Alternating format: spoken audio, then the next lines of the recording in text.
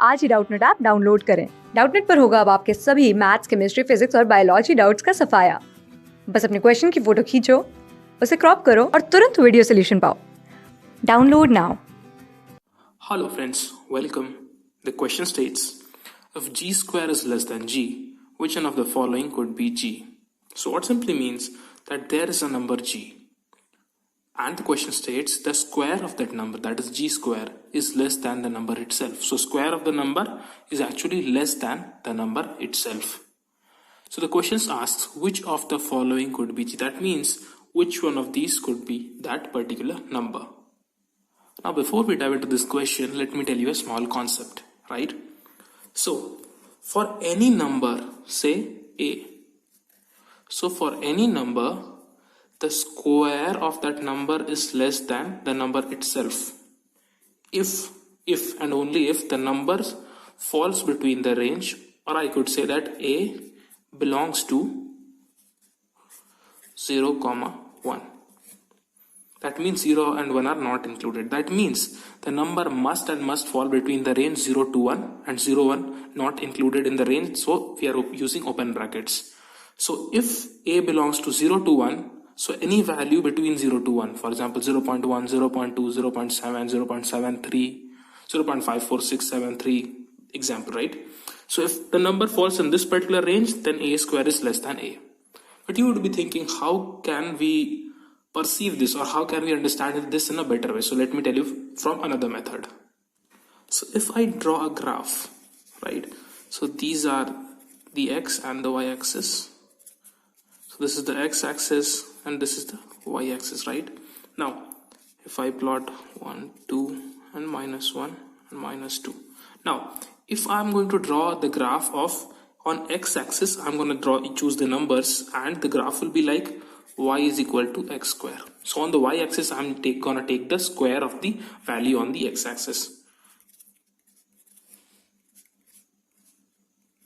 right?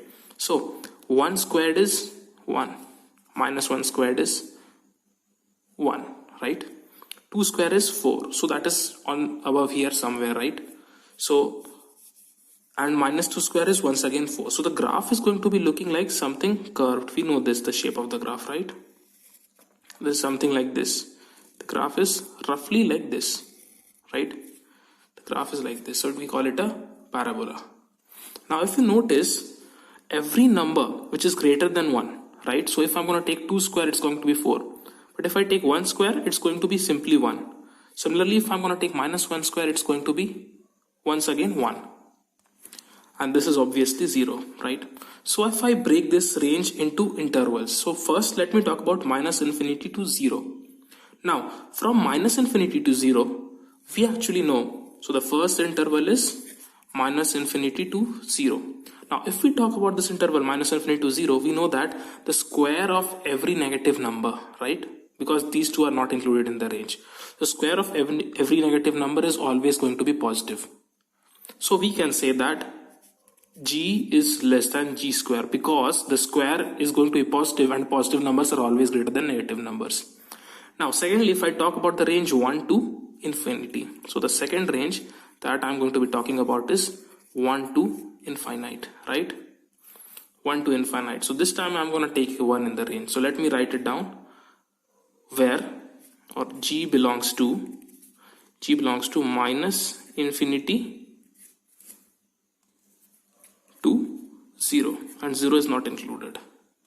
Similarly, for this range, if I'm going to take any value on the x-axis from 1 to infinity, I'm again going to notice that g is less than g square. That is, g belongs to 1 to infinity. Again, I'm using open brackets. Now, the third case is going to be 0 and 1, right? So for 0 and 1, what I'm going to see that g is equals to g square, because 0 squared is 0 and 1 squared is 1. So g equals to g square.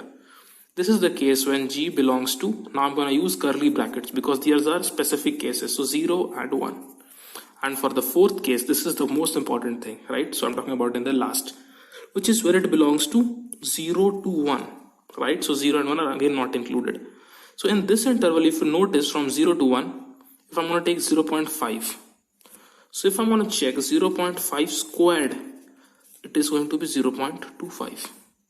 So 0.5 square is actually less than, so this is a square, and which is 0.25, which is less than 0.5 itself. So I can say that for this case, g square is less than g. So what we presumed earlier, that from the range 0 to 1, and 0, 1 not included, right? A square is less than a, or g square is less than g, right? So g square is less than g when g belongs to 0, 1. So this is the most important thing, and if you know this question is just a matter of seconds. Now if I look at the options, first option is 1, and we have to check for options which fall in category 4. If you look at option first, the option A, it is actually 1, so it belongs to this set, right? 0, 1. So it is not our answer, this 1, right? If you look at second option, which is 23 upon 7. So 23, which is a numerator, and denominator is 7. So 23 by 7 is definitely greater than 1, because it is an improper fraction. So improper fraction where numerator is greater than the denominator, which is obviously greater than 1. If you're going to divide 23 by 7, it's going to be 3 point something. So it is going to fall in category 2 and not in category 4. So this is also not our option. If you look at option C, it is 7 by 23. So this is definitely less than 1 and definitely greater than 0. So this is going to be falling in category 4. So this should be our answer. So correct answer is option C. If you look at option D, so option D falls in category A or category 1, which is minus infinity to 0. So this is also not our answer. So definitely option A, option B and option D have failed, and the correct answer for our question is option C, which is 7 by 23. Because from the values which fall from 0 to 1, their square is less than the value itself. So if we know this particular concept, this question is just a matter of seconds. That is it guys. Thank you so much for watching. Class 6 से 12 से लेके NEET IIT JEE mains और advance के level तक 10 million से ज़्यादा students का भरोसा। आज ही डाउनलोड करें डाउटनेट ऐप या व्हाट्सएप कीजिए अपने डाउट्स 8400 400 400 पर।